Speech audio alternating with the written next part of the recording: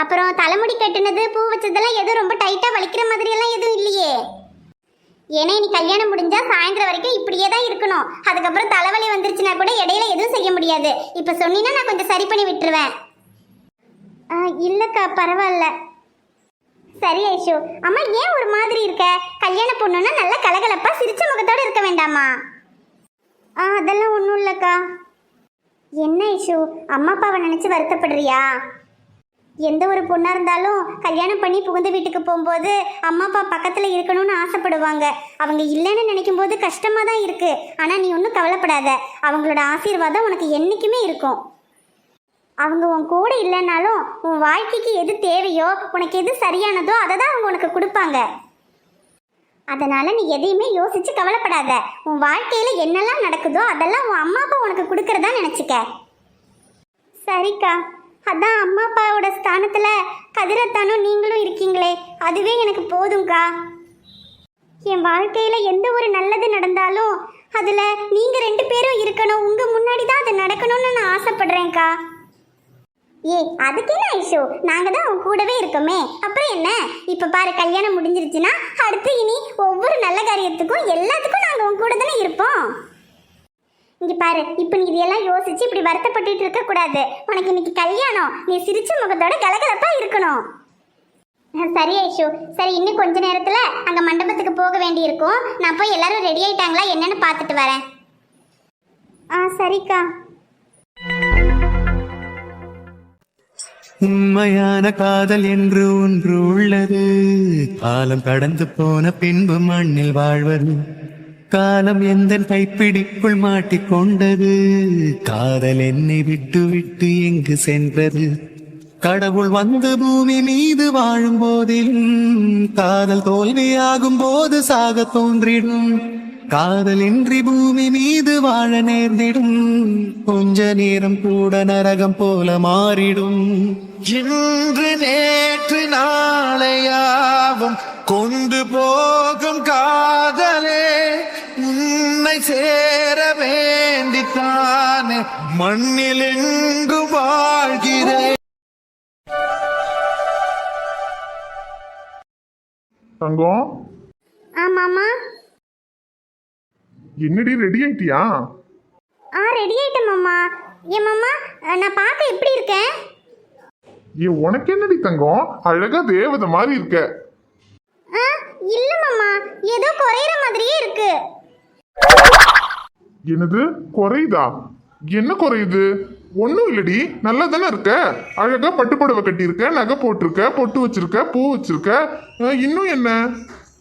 ஐயோ அதான் மாமா, எனக்கும் தெரியல. நானும் அழகா புடவையெல்லாம் கட்டினேன், நகை போட்டேன், பூ வச்சேன், பொட்டு வச்சேன், எல்லாம் செஞ்சுட்டேன் மாமா.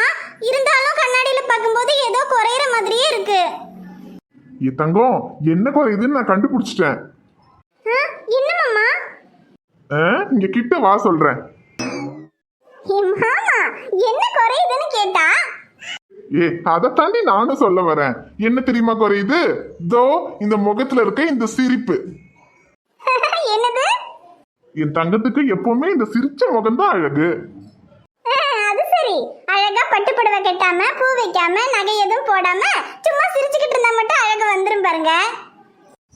லூசு, அழகுங்கிறது இந்த புடவையிலையோ பூலையோ நகையிலையோ இதுலெல்லாம் இல்ல தங்கம், உன்னோட இந்த சிரிச்ச முகத்துல தான் இருக்கு. எதுக்கு நீ குழந்தை பிறந்த டைம்ல ஹாஸ்பிட்டல்ல ஒரு பழைய நைட்டியும் போட்டுக்கிட்டு தலை கூட சீவாம படுத்திருப்பியே, அப்பெல்லாம் எத்தனை தடவை உன்னை வந்து பார்த்து என் பொண்டாட்டி எவ்வளவு அழகுன்னு ரசிச்சிருக்கேன் தெரியுமா? இது எப்ப மாமா? என்கிட்ட சொல்லவே இல்ல. சொன்னா நீ ரொம்ப ஓவரா பண்ணுவ, அதனாலதான் சொல்லாம இருந்தேன். அது சரி. சரி, இன்னும் எப்பலாம் ரசிச்சிருக்கீங்க சொல்லுங்க பாப்போம். எப்பவுமே நான் உன்னை ரசிச்சுக்கிட்டே தான் நீ இருப்பேன். நீ இப்படி அழகா ட்ரெஸ் பண்ணி பொட்டு பூவெல்லாம் வச்சாதான் உன்னை ரசிப்பேனெல்லாம் இல்ல. நீ வீட்டுல இருக்கும்போது பொட்டு கூட வைக்காம தலை கூட சீவாம இருப்பியே, அதுலயும் நான் உன்னை ரசிச்சுட்டே தான் இருப்பேன். என்னை பொறுத்த வரைக்கும் உன்னோட அழகுங்கிறது இதுல எல்லாம் இல்ல தங்கம், உன் மனசுல இந்த அழகான சிரிச்ச முகத்துல இதுலதான் இருக்கு. பாரு, என் மாமாக்கு கூட இப்படி எல்லாம் கவிதையா பேச தெரியுது.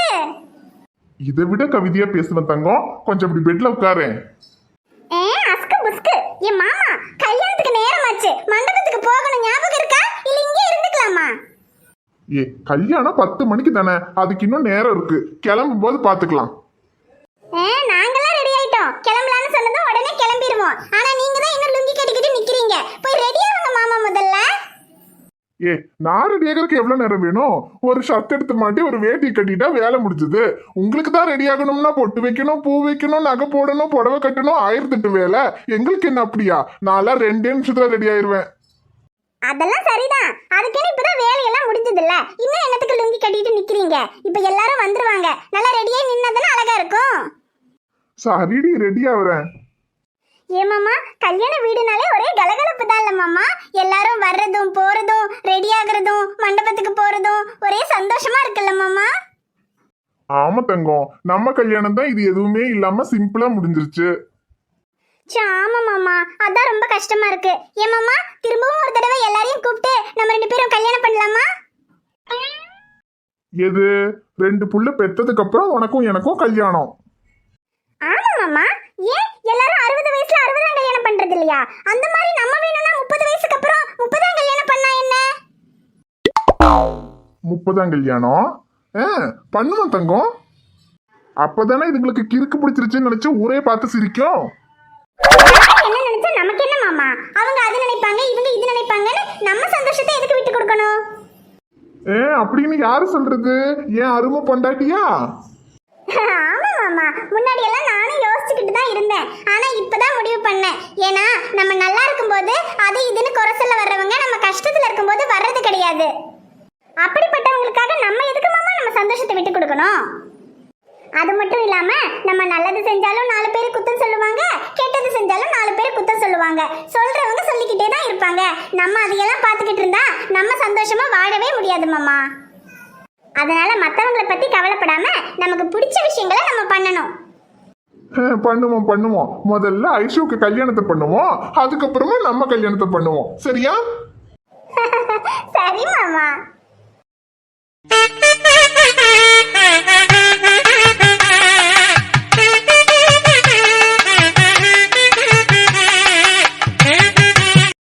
கெட்டி மேளம், கெட்டி மேளம்.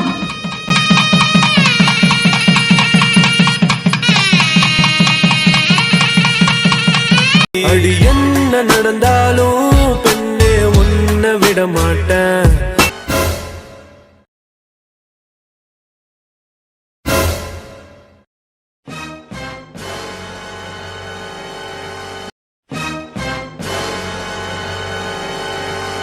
அட பாவி, எங்க இருந்துடா வந்த?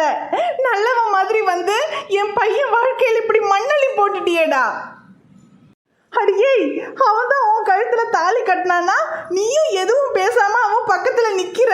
அப்படின்னா எல்லாருமா சேர்ந்து திட்டம் போட்டுதான் இதை பண்ணீங்களா?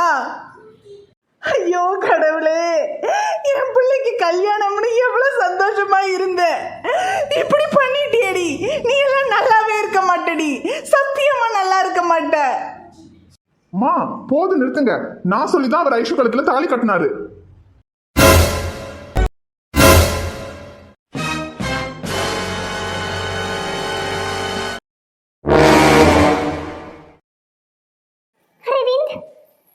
என்ன ஐஷு இதெல்லாம்? அரவிந்த், நான் சொல்றத கொஞ்சம் பொறுமையா கேளுங்க. நானும் ஐஷுவும் லவ் பண்றோம் அரவிந்த். என்னது லவ் பண்றீங்களா? ஏன் ஐஷு, என்ன இதெல்லாம்? விடிஞ்சா என் கூட கல்யாணத்தை வச்சுட்டு இப்ப நீங்க 2 பேரும் லவ் பண்றீங்கன்னு சொல்லிக்கிட்டு இருக்காரு. இதெல்லாம் உண்மையா? ஆமா அரவிந்த், நான் இவரை தான் காதலிக்கிறேன். ஏன் என்ன சொல்ற? இவனை காதலிக்கிறேனா? அப்புறம் எதுக்கு என் கூட கல்யாணம் பண்றதுக்கு சம்மதிச்ச? அரவிந்த், நான் சொல்றத கொஞ்சம் பொறுமையா கேளுங்க. ஷமீர் என்ன காதலிக்கிறேன்னு சொன்னப்போ எனக்கும் அவர் மேல காதல் இருந்தது. ஆனா நம்ம குடும்பத்துல ஒரு முஸ்லிம் பையனை கண்டிப்பா ஏத்துக்க மாட்டாங்க. அதனால நான் அவரை அவாய்ட் பண்ணேன். அதுக்கப்புறம் இங்க வந்ததுக்கு அப்புறம் உங்களுக்கும் எனக்கும் கல்யாணம் பண்ணலாம்னு எல்லாரும் முடிவு பண்ணாங்க. அப்ப கூட இந்த காதலே வேண்டான்னு தான் கதிரத்தான் சொல்ற இந்த கல்யாணத்துக்கு நான் சம்மதிச்சேன். இப்ப வரைக்கும் என் குடும்பத்தை கஷ்டப்படுத்த கூடாது, அவங்க சொல்ற கல்யாணத்தை பண்ணிக்கணும்னு தான் உறுதியா இருந்தேன். ஷமீர் மேல உள்ள காதலை நான் என்னைக்கும் என் மனசுல போட்டு புதைச்சிட்டேன். ஆனா இப்ப என்னால முடியல அரவிந்த். என்ன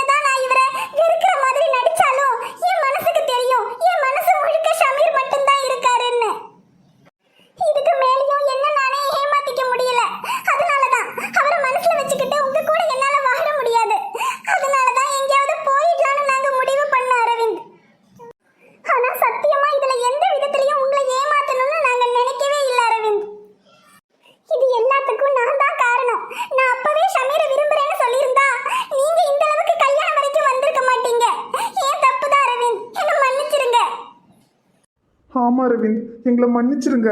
கல்யாணம் வரைக்கும் வந்து இப்படி ஒரு விஷயம் தெரிய வரும்போது உங்களுக்கு எப்படி இருக்கும்னு எங்களால புரிஞ்சுக்க முடியுது.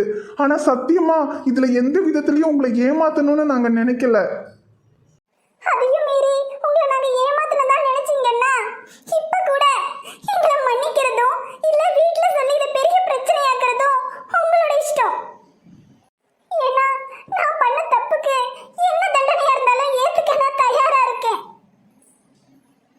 ஆமா அரவிந்த், நான் ஐஷுக்காக தான் இந்த ஊருக்கே வந்தேன். இப்போ எனக்கு ஐஷு கிடைச்சிட்டாங்கிற சந்தோஷத்தை விட என்னை இந்த அளவுக்கு நம்பின இந்த குடும்பத்தை கஷ்டப்படுத்திட்டேனேங்கிற கவலை தான் எனக்கு அதிகமாக இருக்கு. இப்போ கூட நாங்கள் பண்ண இந்த தப்புக்கு இந்த குடும்பம் என்ன தண்டனை கொடுத்தாலும் அதை ஏற்றுக்கிறதுக்கு நாங்கள் தயாராக தான் இருக்கோம். ஆரம்பத்தில் உங்களை பார்க்கும்போது எனக்கும் கோபமாக தான் வந்துச்சு. இதை வீட்டில் சொல்லி பெரிய பிரச்சனை பண்ணணும்னு தான் நினச்சேன். ஆனா குடும்பத்துக்காக காதலை தியாகம் பண்ண ஐஷுவையும் ஐஷுவோட காதலுக்காக குடும்பத்தை விட்டுட்டு இங்க வந்து கஷ்டப்பட்ட உங்களையும் பார்க்கும்போது ரொம்ப ஆச்சரியமா இருக்கு. இப்படிப்பட்ட காதலை பிரிக்க எனக்கும் மனசு வரல. அப்புறம் 2 பேரும் ஊரை விட்டு போகணும்னு முடிவு பண்ணிட்டீங்க. நீங்க ஊரை விட்டு போனா எப்படி இருந்தாலும் இந்த கல்யாணம் நிக்க தான் போகுது. அதனால யாருக்கும் எந்த பிரயோஜனமும் இல்லை, எல்லாருக்குமே வருத்தம் தான். ஆனா நான் ஒரு யோசனை சொல்றேன். நாளைக்கு இந்த கல்யாணம் நடக்கணும். எனக்கும் ஐஷுவுக்கும் இல்லை, ஷமீருக்கும் ஐஷுவுக்கும். என்ன சொல்றீங்க அரவிந்த்?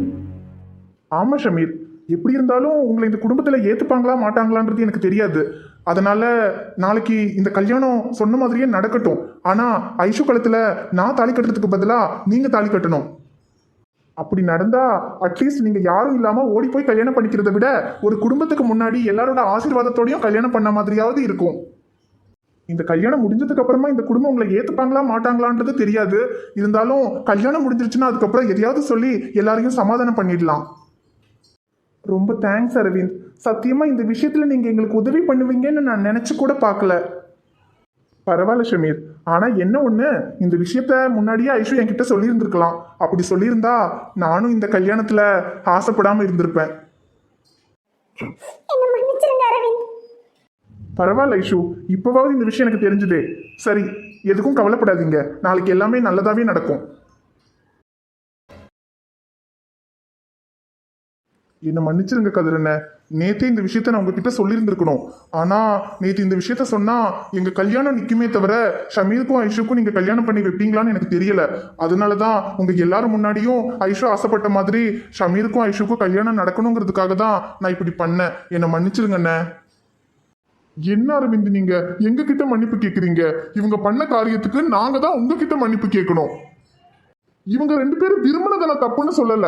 ஆனா இதை அவங்க முன்னாடியே சொல்லியிருந்தா கூட ஏதாவது பண்ணியிருந்திருக்கலாம். ஆனா எதையுமே சொல்லாம இப்படி கல்யாணம் வரைக்கும் கொண்டு வந்து இப்படி கல்யாணம் நடக்காம போறதெல்லாம் எவ்வளவு பெரிய ஏமாற்றமா இருக்கு உங்களுக்கு. அதுக்கு எங்க குடும்பமே சேர்ந்து உங்ககிட்ட மன்னிப்பு கேட்டாலும் அது பத்தாது அரவிந்த். இல்லைண்ண, அவங்களும் சொல்லியும் தப்பு இல்லை. அவங்களும் ஒன்றும் என்னை ஏமாத்தணுங்கிறதுக்காக இப்படி பண்ணலையே.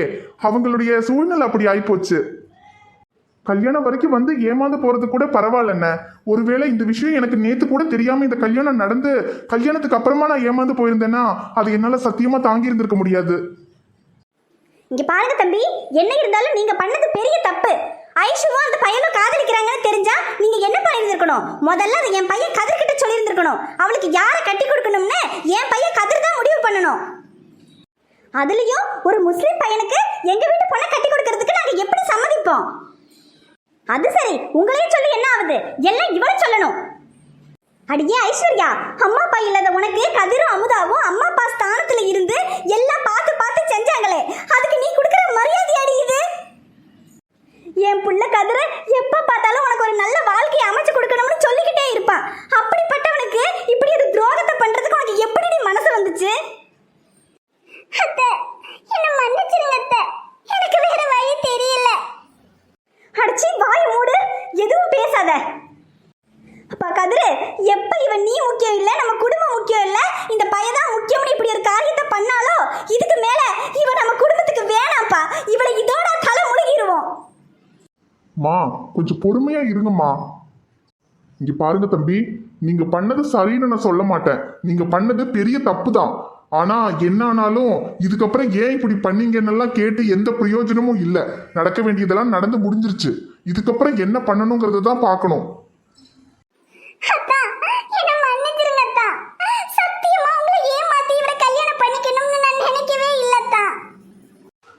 ஆமாண்ண, ஐஷு மேல எந்த தப்பும் இல்லை. நான் தான் அவளை காதலிக்கிறேன்னு சொன்னேன். அப்ப கூட அவளுக்கு என் மேல காதல் இருந்தாலும் உங்களுக்காக அவ என்ன வேண்டான்னு தான் சொன்னான். உங்களுக்காக என் காதலையே தூக்கி எறிஞ்சிட்டு இந்த கல்யாணத்தை பண்ணிக்கிறதுக்கு அவ தயாரா தான் இருந்தா. ஆனா இப்ப இது எல்லாமே என்னாலதான். என்ன மன்னிச்சிருங்கண்ணா.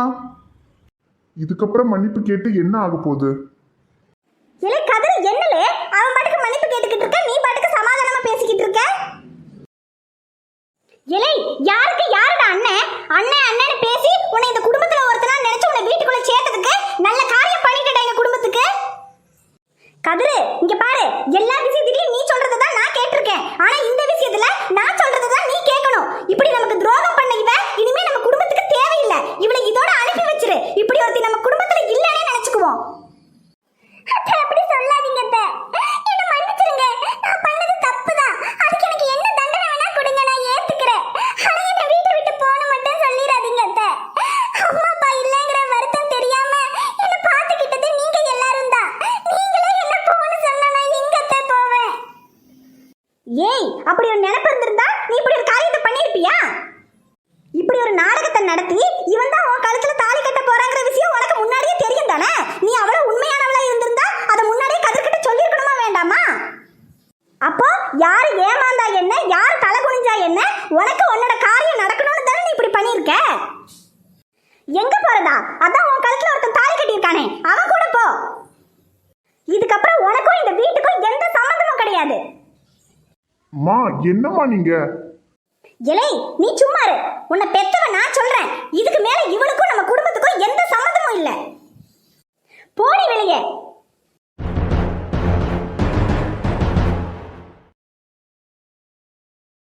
ஹாய் ஃப்ரெண்ட்ஸ், எல்லாரும் எப்படி இருக்கீங்க? ஷமீருக்கும் ஐஷுவுக்கும் சீக்கிரமா கல்யாணம் பண்ணி வைங்கன்னு எல்லாருமே கேட்டுக்கிட்டே இருந்தீங்க. நீங்க எல்லாரும் கேட்ட மாதிரி இன்னைக்கு எங்களுக்கு கல்யாணம் முடிஞ்சிருச்சு. அப்புறம் இந்த கல்யாண எபிசோட இன்னும் கொஞ்சம் நல்லா எடிட்டிங் பண்ணி இன்னும் நல்லா எடுக்கணும்னு நினச்சிக்கிட்டு இருந்தோம். ஆனால் ஆப் வந்து ரொம்பவே ப்ராப்ளம் ஆயிடுச்சு. கல்யாண எபிசோட்னா நிறைய எடிட்டிங் எல்லாம் பண்ண வேண்டியிருக்கு. கொஞ்சம் எடிட்டிங் பண்ணுறதுக்குள்ளேயே ஆப் வந்து எக்ஸிட் ஆகிக்கிட்டே இருந்துச்சு. எங்களால் நிறைய விஷயங்களை வந்து வீடியோவில் சேர்த்த முடியல. ஆமாம் ஃப்ரெண்ட்ஸ், இப்போ ரீசெண்டாக ஆப் ரொம்பவே ப்ராப்ளமாக இருக்குது. நிறைய சேனல்களில் சொல்லி நீங்கள் கேட்டிருப்பீங்க. ஆப்பில் வந்துட்டு நிறைய எடிட்டிங்லாம் எதுவுமே பண்ண முடியல. பண்ணுறதுக்குள்ளே ஆப் வந்து எக்ஸிட் ஆகிடுது. அதனால ஏதோ எங்களால் முடிஞ்ச அளவுக்கு எடிட்டிங் பண்ணி எடுத்திருக்கோம். அப்புறம் ஒரு வாரமாக உடம்பும் சரியில்லை ஃப்ரெண்ட்ஸ். ரொம்ப நைட்டெல்லாம் தூங்காமல் அடுத்த கதையை எப்படி கொண்டு போகலான்னு யோசிச்சு சரியாக தூக்கம் இல்லாமல் தலைவலி அப்புறம் பிபி எல்லாம் கொஞ்சம் லோ ஆயிடுச்சு. அதனால என்னால் சரியாக கான்சன்ட்ரேஷன் பண்ணி எடுக்கவும் முடியல. நிச்சயமாக எங்கள் நிலைமை உங்கள் எல்லாருக்கும் புரியும்னு நம்புகிறோம். அதனால் என்ன குறை இருந்தாலும் அதை அட்ஜஸ்ட் பண்ணி எங்கள் வீடியோவை பார்த்ததுக்கு ரொம்ப ரொம்ப தேங்க்ஸ். அப்புறம் இவ்வளோ சீக்கிரம் கல்யாணம் முடிஞ்சு போச்சே, இதுக்கப்புறம் போர் அடிக்குமோன்னு நினைக்காதீங்க. இதுக்கப்புறம் தான் கதை வந்து இன்னும் நல்லா இன்ட்ரெஸ்டிங்காக போகும். ஆமாம் ஃப்ரெண்ட்ஸ், ஒரு வழியாக கல்யாணம் முடிஞ்சிருச்சு. ஆனால் ஐஷோட வீட்டில் எப்படியோ வெளியே போய் தொலைங்கிடான்னு அனுப்பி விட்டுட்டாங்க. இனி அடுத்து எங்கள் வீட்டுக்கு போகணும். எங்கள் வீட்டில் தானே இனி மெயின் பிக்சரே இருக்குது. அடுத்து இனி என்னெல்லாம் நடக்க போகுதுன்னு தொடர்ந்து கதையை பாருங்க. அப்புறம் நாங்கள் இன்னைக்கு 200வது எபிசோடில் சொல்லியிருந்தோம் எல்லாருமே வந்து வீடியோ பார்த்துட்டு அட்லீஸ்ட் ஒரு ஹாய்னாவது கமெண்ட் பண்ணுங்கன்னு. அதுக்கப்புறம் நிறைய பேர் வந்து ஹாய்னு கமெண்ட் பண்ணியிருந்தீங்க. எல்லாருக்கும் ரொம்ப ரொம்ப நன்றி. உங்களுடைய கமெண்ட் எல்லாம் பார்க்கும்போது எங்களுக்கு ரொம்ப சந்தோஷம். ஆமாம் ஃப்ரெண்ட்ஸ், நம்ம வீடியோ வியூஸ் போகுதோ இல்லையோ, ஆனால் இத்தனை பேர் நமக்கு கமெண்ட் பண்ணுறாங்க உங்கள் வீடியோ நல்லா இருக்கு, அட்லீஸ்ட் ஒரு ஹாயாவது அனுப்புறீங்களே, அதுவே எங்களுக்கு பெரிய பெரிய மோட்டிவேஷனாக இருக்குது. அப்புறம் இன்னொரு விஷயம் உங்ககிட்ட சொல்லணும். இதுக்கப்புறம் கதிரமுதாவுடைய லைஃப்ல ஒரு ட்விஸ்ட் வரும்னு நாங்கள் சொல்லியிருந்தோம். ஆனால் நாங்கள் கதையை அப்போ வேற மாதிரி யோசிச்சு வச்சிருந்தோம். இப்போ கதையே கொஞ்சம் ட்விஸ்ட் ஆயிடுச்சு. அதனால வந்து கதிரமுதாவுடைய வாழ்க்கையில வந்து ட்விஸ்ட் வைக்கிறதா இல்லை. அவங்க பாவம் அப்படியே ரொமான்ஸ் பண்ணிக்கிட்டு போகட்டும். ஆனால் அதுக்கு பதிலாக வேற ஒரு புது ஸ்டோரி வந்து கொண்டு வரலான்னு இருக்கோம். அந்த ஸ்டோரி வந்துட்டு யாருக்குன்னு நீங்களே கெஸ் பண்ணியிருப்பீங்க. ஆக்சுவலாக 2 ஸ்டோரி வரப்போகுது. இன்னும் நம்ம கதையில் 2 பேர் இருக்காங்க. அது யாரெல்லாம் மறக்காமல் நீங்களே கமெண்ட் பண்ணுங்க. இன்னும் யார் 2 பேருக்கு 2 புது ஸ்டோரி வரும்னு. அப்புறம் இன்னொரு விஷயம் ஃப்ரெண்ட்ஸ், ஷமீர் ஐஷுடைய லவ் ஸ்டோரிக்கு நிறைய பேர் சப்போர்ட் பண்ணியிருந்தீங்க. ஆனாலும் சிலரெல்லாம் வந்து ஒரு முஸ்லீம் பையன் எப்படி ஒரு ஹிந்து பொண்ணை கல்யாணம் பண்ணிக்க முடியும் அப்படின்ற மாதிரி கேட்டிருந்தீங்க. சிலரால் அதை ஏற்றுக்க முடியாது, அது எனக்கு புரியுது. இருந்தாலும் இது வந்து ஒரு ஜாதி மதம் இதையெல்லாம் தாண்டி நம்ம அந்த மாதிரி யோசிக்கவே கிடையாது. இது வந்து ஒரு ரிலீஜியஸ் வேலை தயவு செஞ்சு பார்க்காதீங்க. இது ஒரு அழகான காதல் கதை, அவ்வளோதான். ஏன்னா இப்போ வேறு சேனல்ல எல்லாம் ஹிந்து கிறிஸ்டியன் கல்யாணம் பண்ணிக்கிற மாதிரி கதைகள் எல்லாம் நிறைய வருது, நீங்களே பார்த்துருப்பீங்க. ஆனால் அதுக்கெல்லாம் வராத எதிர்ப்பு ஒரு ஹிந்து முஸ்லீம்ஸ் கல்யாணம் பண்ணும்போது நிறைய பேர் வந்து அதை வேண்டாம் அப்படின்ற மாதிரி சொல்கிறீங்க. அதுதான் எனக்கு புரியலை. ஏன்னா அதை வந்து ஒரு ரிலீஜியஸ் சம்மந்தமான விஷயமா நீங்கள் பார்க்குறது இல்லை. ஆனால் இதை மட்டும் ஏன் அப்படின்னு நினைக்கிறீங்க? தயவு செஞ்சு இந்த விஷயத்தில் ஜாதி மதம் அந்த மாதிரி விஷயங்களை வந்து கொண்டு வராதீங்க. இது ஒரு லவ் ஸ்டோரி, அவ்வளோதான். அதாவது ஒரு ஹிந்து முஸ்லீம்னு தாண்டி ஒரு பையன் வந்து ஒரு பொண்ணை லவ் பண்ணுறான், கல்யாணம் பண்ணிக்கிறான். அவங்க வீட்டில் அதை பிடிக்கலன்னா எப்படியெல்லாம் ரியாக்ட் பண்ணுவாங்க, அவ்வளோதானே தவிர ஜாதி மதம் அந்த மாதிரி விஷயங்களை வந்து இதில் கொண்டு வராதீங்க. ஓகே ஃப்ரெண்ட்ஸ், நம்ம வீடியோவுக்கு தொடர்ந்து ஆதரவு கொடுத்துட்டு வர எல்லா நல்ல உள்ளங்களுக்கும் எங்களுடைய மனமார்ந்த நன்றிகள். நம்ம வீடியோ பிடிச்சிருந்தா மறக்காமல் லைக் பண்ணுங்கள், உங்கள் ஃப்ரெண்ட்ஸுக்கும் ஃபேமிலிக்கும் ஷேர் பண்ணுங்கள். இந்த வீடியோ எப்படி இருந்துச்சுன்னு மறக்காமல் கமெண்ட்டில் சொல்லுங்கள். சேனலை சப்ஸ்கிரைப் பண்ணாமல் பார்த்துக்கிட்டு இருந்தீங்கன்னா சப்ஸ்கிரைப் பண்ணிக்கோங்க. Thank you friends. நாளைக்கு இன்னொரு சூப்பரான வீடியோவில் பார்க்கலாம்.